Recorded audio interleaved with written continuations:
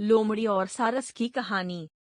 एक समय की बात है, एक घने जंगल में लोमड़ी और सारस पड़ोसी के रूप में रहते थे। वे दोनों अच्छे मित्र थे और अक्सर मिलकर समय बिताते थे। एक दिन लोमड़ी ने सोचा कि क्यों न सारस को खाने पर आमंत्रित किया जाए। उसने सारस से कहा, मित्र, कल मेरे घर भोजन पर आओ। हम साथ में अच्छा समय बिताएंगे। सारस लोमड़ी का निमंत्रण स्वीकार कर खुशी खुशी अगले दिन उसके घर पहुंचा। लोमड़ी ने उसके लिए स्वादिष्ट सूप तैयार किया, लेकिन चालाक लोमड़ी ने सूप को चपटी प्लेट में परोसा।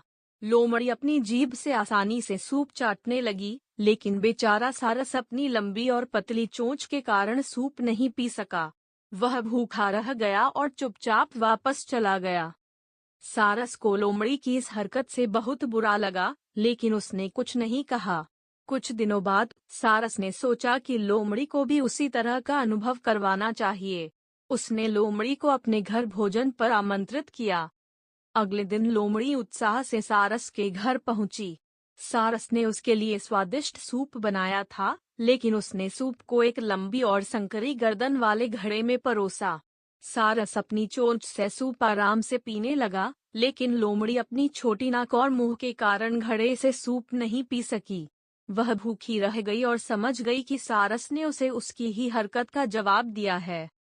लोमड़ी ने सारस से माफी मांगी और कहा, मुझे समझ आ गया कि जैसा मैं दूसरों के साथ करती हूँ, वैसा ही मुझे भी सहना पड़ता है। इसके बाद दोनों ने एक दूसरे के साथ ईमानदारी और आदर से पेश आने का वादा किया। नैतिक शिक्षा, जैसे को तैसा या जैसा व्यवहार करेंगे, वैसा ही फल मिलेगा।